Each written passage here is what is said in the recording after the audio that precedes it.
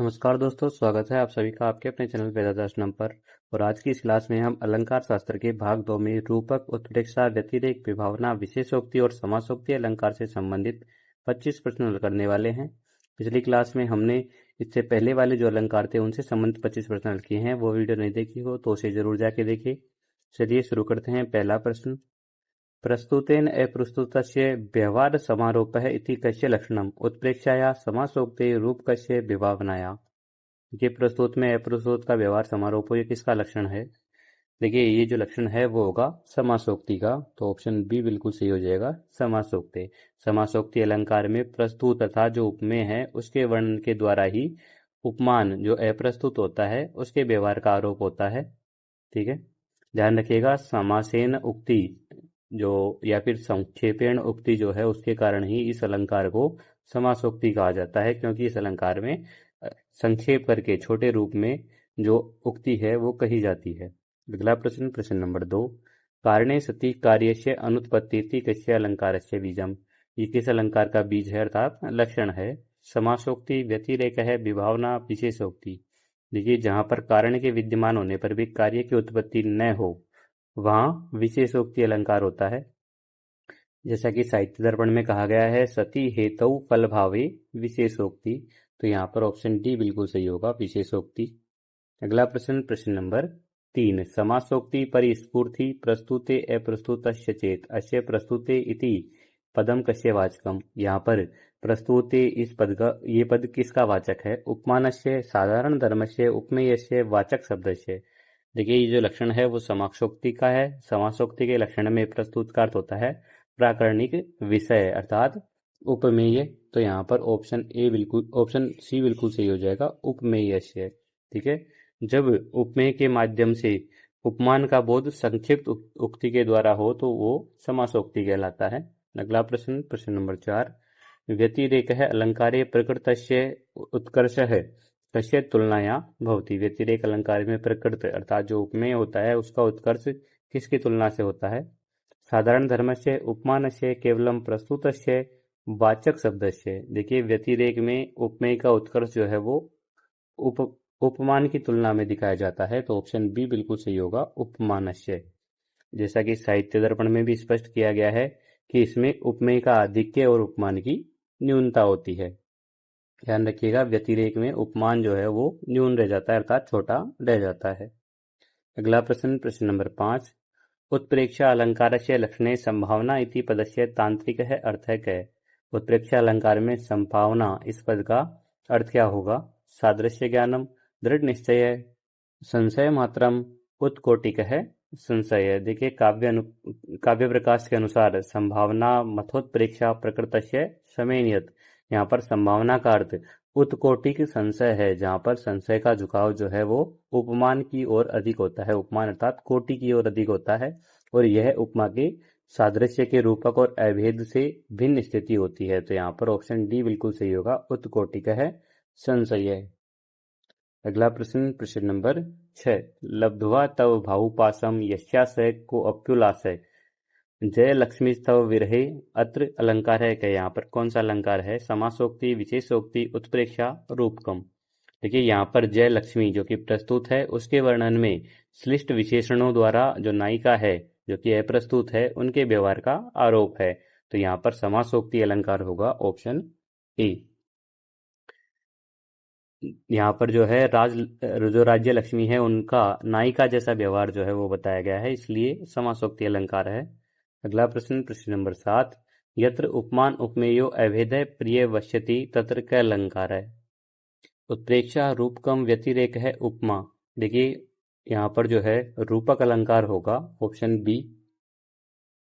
तद रूपकम भेदो ये उपमानोपमेयो, और रूपक का जो मुख्य वैशिष्ट्य है वो अभेद है। यहाँ पर और उपमान और उपमेय के बीच में जो भिन्नता है वो पूरी तरह समाप्त कर दी जाती है, इसे जो कि इसे उपमा से अलग करती है। यहाँ पर ऑप्शन बी बिल्कुल सही हो जाएगा, रूपकम। अगला प्रश्न, प्रश्न नंबर 8, विभावनालंकारस्य लक्षणे क्रियाया प्रतिषेधे अपि इति अंशः कस्य आचार्यस्य वैशिष्ट्यम्। मम्मटस्य, विश्वनाथस्य, भामहस्य, दण्डिनः। देखिए आचार्य मम्मट जो है उन्होंने काव्य प्रकाश में कहा है क्रियाया प्रतिषेधे अपि फल व्यक्तिर विभावना, इस तरह कह करके जो विभावना है उसको परिभाषित किया है आचार्य मम्मट ने। यहाँ पर क्रियापद जो है वो कारण का वाचक है और कारण के प्रतिषेध होने पर भी फल का प्रकट होना जो है विभावना कहलाता है। यहाँ ऑप्शन ए बिल्कुल सही होगा, ये मम्मट जो है उनका वैशिष्ट्य है। अगला प्रश्न, प्रश्न नंबर 9, रिक्त स्थानम पूरयन्तु समासोक्ति परिस्फूर्ति अप्रस्तुतस्य चेत सादृश्य अभेदे प्रस्तुते अप्रस्तुते। देखिए ये जो लक्षण है वो चंद्रालोक का है जो कि आचार्य जयदेव द्वारा लिखित है, जिसे साहित्य दर्पण के संदर्भों में भी स्वीकार किया गया है। प्रस्तुत में अप्रस्तुत की जो झलक होती है उसे ही समासोक्ति कहा जाता है, तो यहाँ पर प्रस्तुति आएगा, ऑप्शन सी बिल्कुल सही होगा। अगला प्रश्न, प्रश्न नंबर 10, रूपकम अलंकारस्य मम्मट सम्मतम लक्षणम किम सति हेतु फलाभावे विशेषोक्ति तद्रूपकम भेदो ये उपमान उपमेयो संभावन मथोत्प्रेक्षा प्रकृतस्य शमेनियत रूपकम रूपिता रूपो द्विशये निरपन्नवे। देखिए जो मम्मट है उनका काव्य प्रकाश सम्मत लक्षण हो जाएगा विकल्प बी, ऑप्शन बी सही हो जाएगा यहाँ। और विकल्प डी जो है वो यहाँ पर विश्वनाथ के द्वारा साहित्य दर्पण का लक्षण हो जाएगा। ठीक है, ध्यान रखिएगा ये किसका है, विश्वनाथ, आचार्य विश्वनाथ का। ध्यान रखिएगा दोनों में अंतर जो है वो तद्रूपकम भेदो जो है वो मम्मट का और रूपिता रूपात जो है वो विश्वनाथ का।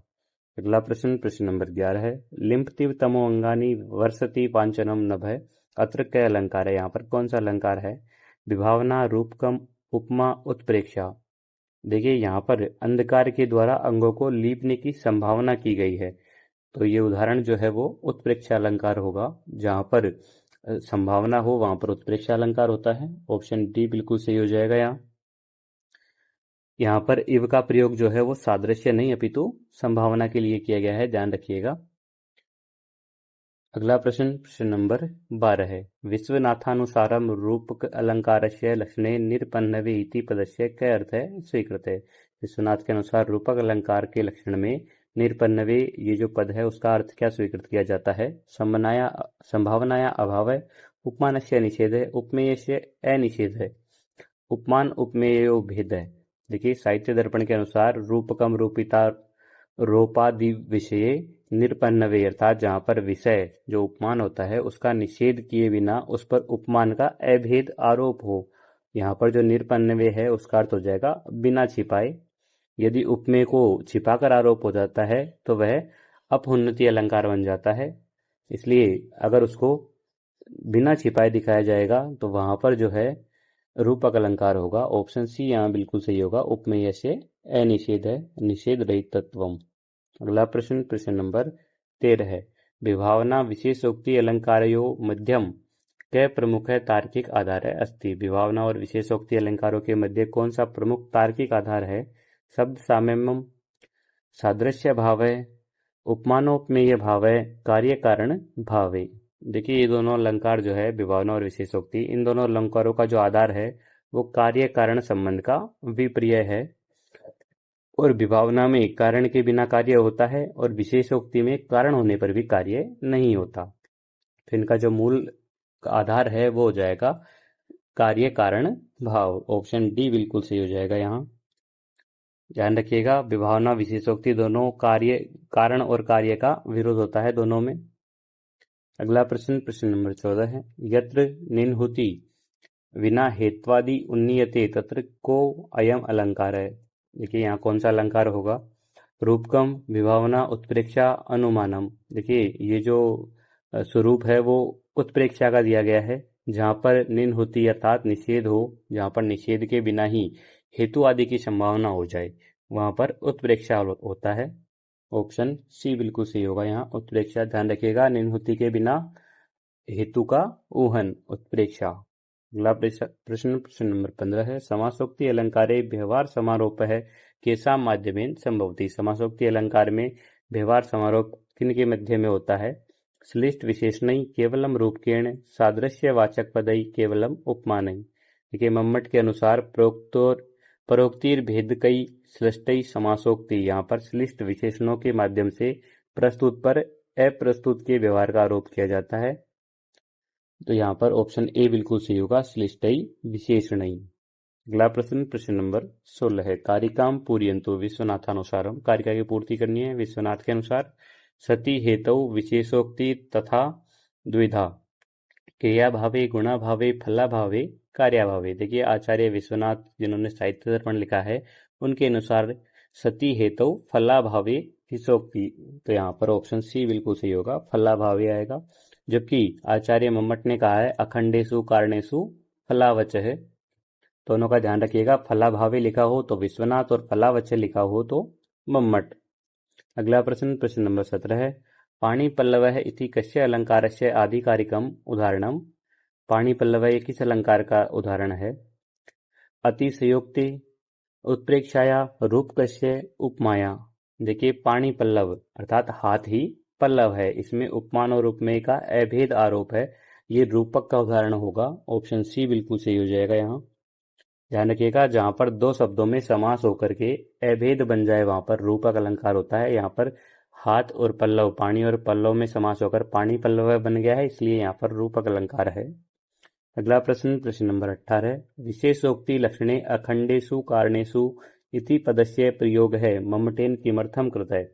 विशेषोक्ति लक्षण में अखंडेषु कारणेषु इस पद का प्रयोग मम्मट के द्वारा किस अर्थ में किया गया है?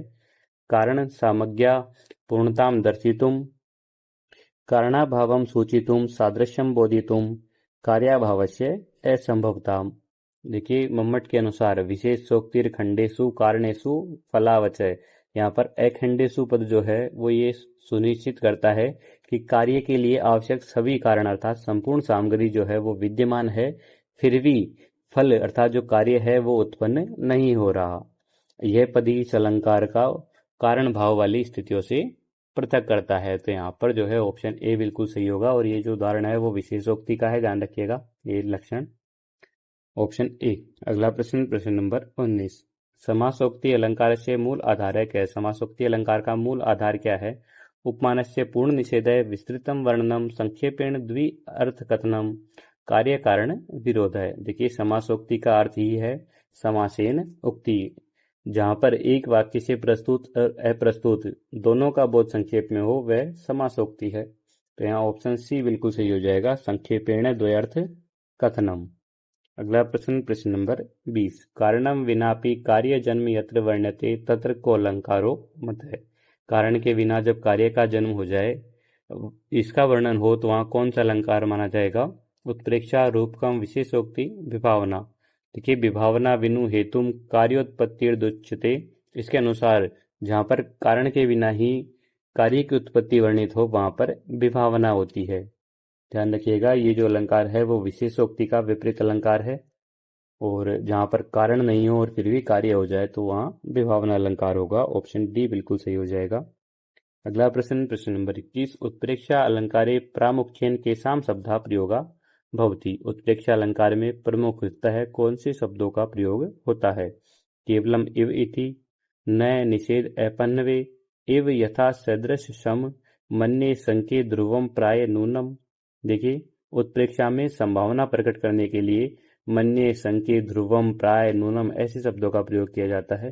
तो यहाँ पर ऑप्शन डी बिल्कुल सही हो जाएगा। इन 5 शब्दों को अच्छे से याद रखिएगा, क्योंकि ये जो 5 शब्द है वो जहाँ पर भी दिखाई देते हैं वहां पर ज्यादातर उत्प्रेक्षा अलंकार दिखाई देता है, उत्प्रेक्षा अलंकार होता है। अगला प्रश्न, प्रश्न नंबर 22, व्यतिरेका अलंकार से लक्षणे विशेष है इति पदस्य फलितार्थ है के। व्यतिरेक अलंकार के लक्षण में विशेष है, इस पद का अर्थ क्या है? सादृश्य से अभाव है, उपमेय से उत्कर्ष है, उपमान से श्रेष्ठता, द्वयो समानता। देखिए व्यतिरेको विशेष छेदुप उपमान यो, इसके अनुसार व्यतिरेक का जो अर्थ है वो है आधिक्य। यहाँ पर विशेष पद में विशेष पद जो है वो उपमेय की उपमान की तुलना में अधिकता या उपमान की न्यूनता को सूचित करता है। ठीक है, इस तरह से यहाँ पर ऑप्शन बी बिल्कुल सही होगा, उपमेय से उत्कर्ष है अर्थात आधिक्यम। उपमेय की अधिकता रहती है और उपमान की न्यूनता रहती है, या फिर अधिकता भी हो सकती है, ध्यान रखिएगा, न्यूनता या अधिकता। अगला प्रश्न, प्रश्न नंबर 23, अनायास सकृशम मध्य संकरतले कतरले दृशौ अस्मिन् पद्ये अलंकारः अस्ति। इस पद्य में अलंकार है। व्यतिरेक, समासोक्ति, विभावना, विशेषोक्ति। देखिए साहित्य दर्पण के अनुसार यहाँ पर सुंदरी की कमर बिना किसी प्रयास के अनायास के ही कृश है अर्थात पतली है। तो यहाँ पर कारण के बिना कार्य हो गया है, तो यहाँ पर भी विभावना अलंकार होगा। ऑप्शन सी बिल्कुल सही हो जाएगा। अगला प्रश्न, प्रश्न नंबर 24। रूपक उत्प्रेक्षा अलंकारियों मध्यम क विभेद क बिंदु अस्ति। रूपक और उत्प्रेक्षा अलंकार के मध्य विभेदक बिंदु कौन सा है, अर्थात दोनों को अलग अलग कौन सा बिंदु करता है इनमें से। रूप के सादृश्यम भवति उत्प्रेक्षाया अभेदय उभौ अलंकारो सर्वथा समानौ स्तः। रूप के अभेदय भवति उत्प्रेक्षाया संभावना। रूप के संशय भवति उत्प्रेक्षाया निश्चय। देखिए रूपक में उपमेय और उपमान का अभेद स्थापित होता है, जबकि उत्प्रेक्षा में संभावना या उत्कोटिक संशय होता है। तो यहाँ ऑप्शन सी जो है वो बिल्कुल सही लिखा गया है। रूप के अभेदे भवति उत्प्रेक्षाया संभावना। अगला प्रश्न, प्रश्न नंबर 25। उपमानाद उपमेयस्य आधिक्य वर्णनम कस्मिन् अलंकारे विधीयते। उपमान और उपमेय का आधिक्य वर्णन किस अलंकार में होता है। रूपकम, उपमा, समासोक्ति, व्यतिरेक है। देखिए जब उपमेय को उपमान से किसी गुण के कारण श्रेष्ठ अर्थात आधिक्य या फिर उपमान को उपमेय से न्यून बताया जाए, वहां पर व्यतिरेक अलंकार होता है। काव्य प्रकाश में लिखा गया है उपमानाद वदन्यस्य व्यतिरेक स एव सह। इस तरह से यहाँ पर व्यतिरेक अलंकार होगा, ऑप्शन डी। ध्यान रखिएगा उपमेय को जहां पर उपमान से बड़ा बताया जाए या फिर छोटा बताया जाए वहां पर व्यतिरेक अलंकार होगा। इस तरह हमारे जो 25 प्रश्न हैं वो कंप्लीट हो चुके हैं। वीडियो कैसी लगी कमेंट करके जरूर बताइएगा। चैनल को सब्सक्राइब और वीडियो को लाइक शेयर जरूर कीजिएगा और टेलीग्राम चैनल को जरूर ज्वाइन कीजिएगा, जिसका लिंक आपको डिस्क्रिप्शन में मिल जाएगा। मिलते हैं अगली क्लास में, तब तक के लिए धन्यवाद। जय तु संस्कृतम, जय तु भारतम।